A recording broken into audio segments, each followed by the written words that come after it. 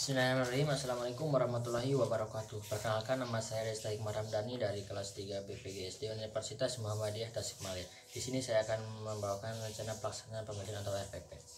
Tujuannya adalah siswa dapat memasangkan simbol dengan bunyi sila-sila pada Pancasila dengan benar. Dengan diberikannya contoh penerapan sila kedua Pancasila pada teks percakapan, siswa dapat menceritakan pengalaman penerapan sila kedua pada Pancasila dengan benar. Dengan diberi contoh gerakan dasar berjalan, siswa dapat menjelaskan gerak dasar berjalan dalam permainan sederhana dengan benar. Mungkin yang pertama saya akan membacakan, sebelumnya kita berdoa terlebih dahulu. Berdoa dalam hati, berdoa dimulai. Doa selesai.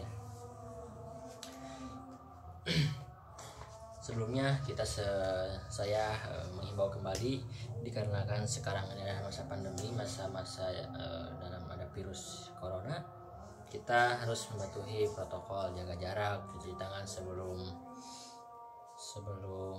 melakukan kegiatan. Kalau di luar ruangan atau di area umum kita memakai masker. Selanjutnya kita amati terlebih dahulu. Di sini ada media pembelajaran tentang Garuda, tentang lambang perisai burung Garuda.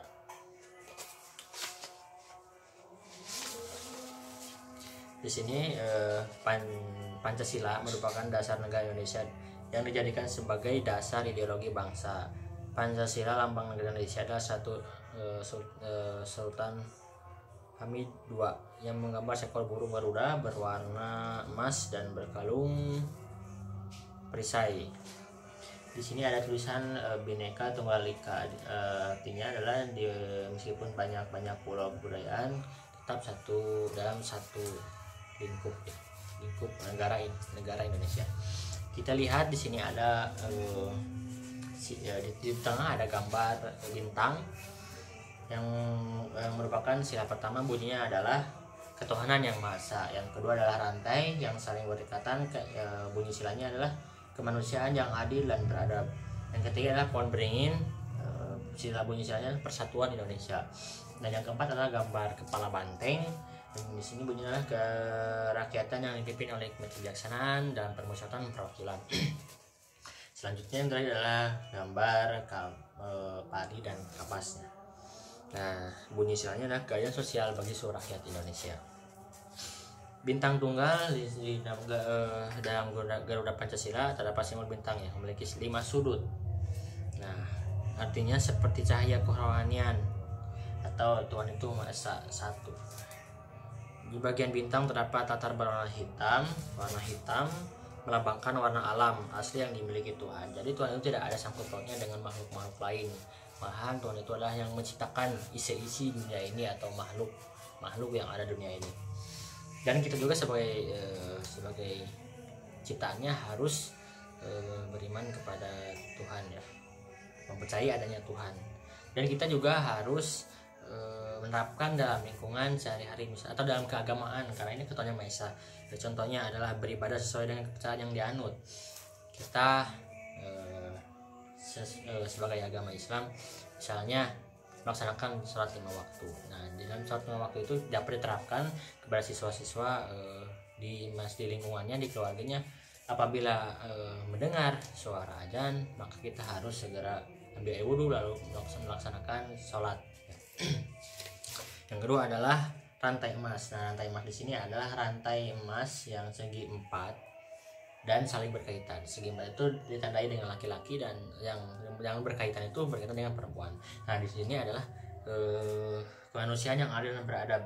Nah, dalam kehidupan, dalam bertenaga juga kita harus adil dan beradab. Jadi kita sesama manusia harus saling berkaitan, ya, harus saling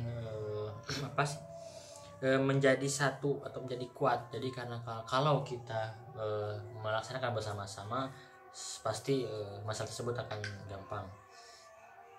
Selanjutnya adalah pohon beringin, ya. Contoh pohon beringin adalah terdapat gambar pohon beringin yang melambangkan sila ketiga. Bunyinya adalah persatuan Indonesia. Nah, kenapa ditandai dengan pohon beringin? Karena semua rakyat Indonesia dapat berteduh Nah, pohon beringin itu kan sangat rimbun. Apabila kita kepanasan bisa kita berteduh dalamnya, di bawahnya. Kita contohkan dalam negara kita itu negara Indonesia, meskipun satu negara tapi banyak pulau-pulau suku bangsa yang berada di bawah naungan negara Indonesia, tetapi tetap dalam satu tujuan, yaitu untuk memerdekakan negara Indonesia, mempertahankan budaya-budaya dari luar masuk ke Indonesia. Jadi semua yang ada di dalam Indonesia kita tetap jaga, menjadi mensatukan Indonesia meskipun berbeda-beda suku, bangsa, ras atau agama. Selanjutnya adalah gambar kepala banteng.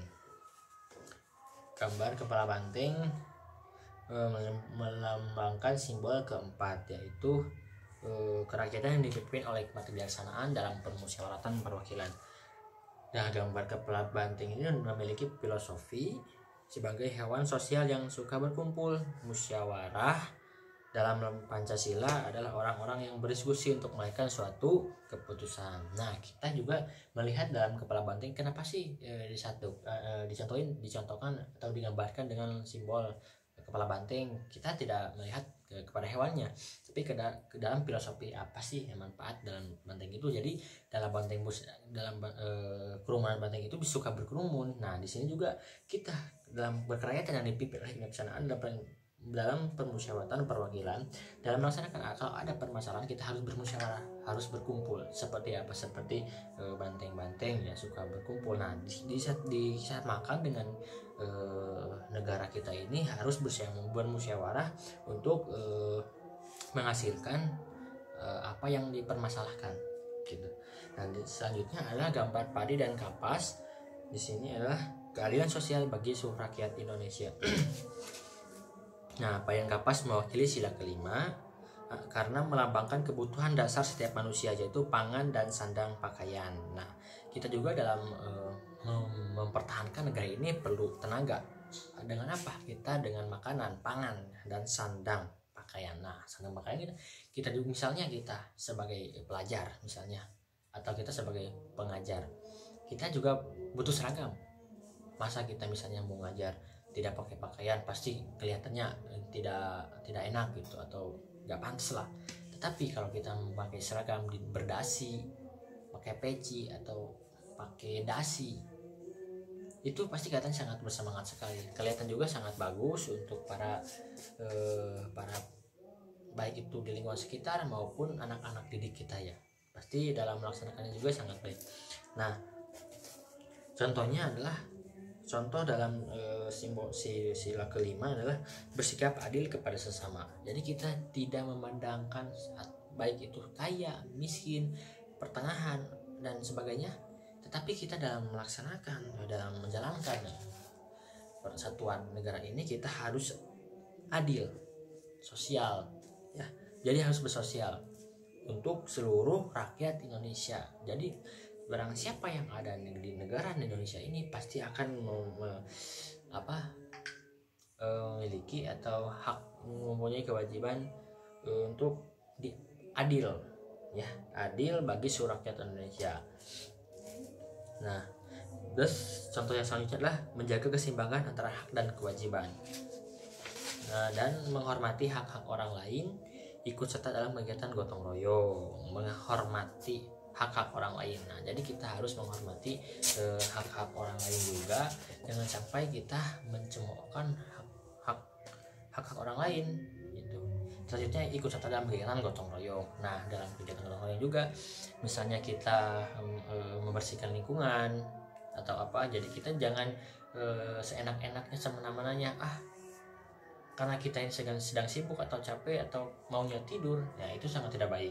Nah, alangkah baiknya kita ikut serta, ikut andil dalam membersihkan lingkungan untuk pencegahan kebanjiran, yaitu dengan membersihkan lingkungan, gotong royong, dan memfasilitasi apa yang kurang yang berada di lingkungan sekitar.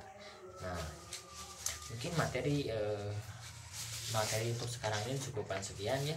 Mungkin sekarang adalah menyimpulkan kegiatan ini. Jadi kegiatan ini kita sebagai bangsa di negara Indonesia ini harus menjaga negara kita, baik itu dari kebudayaan dari luar atau kebiasaan orang luar. Banyak sekarang ya anak-anak kita, misalnya ada orang asing dicat rambutnya, jadi anak-anak kita juga ikut dicat, itu jangan sampai. Atau asalnya kan kita, kebudayaan kita sangat lekat ya, misalnya suka-suka lagu-lagu misalnya suling atau begitu, sekarang ke DJ atau apa dangdut misalnya Indonesia malah ke DJ. Itu kan budaya-budaya asing yang masuk ke negara Indonesia. Itu jangan sampai melekat 100%. Cukup kita mengenal, jangan sampai mengembangkan budaya-budaya orang asingnya. Nah, mungkin cukupan sekian. Mohon maaf bila perkataan yang kurang berkenan, dan kelebihannya hanya milik Tuhan dan misalnya itu dari diri saya sendiri. Wabillahi taufiq wal hidayah. Wassalamualaikum warahmatullahi wabarakatuh.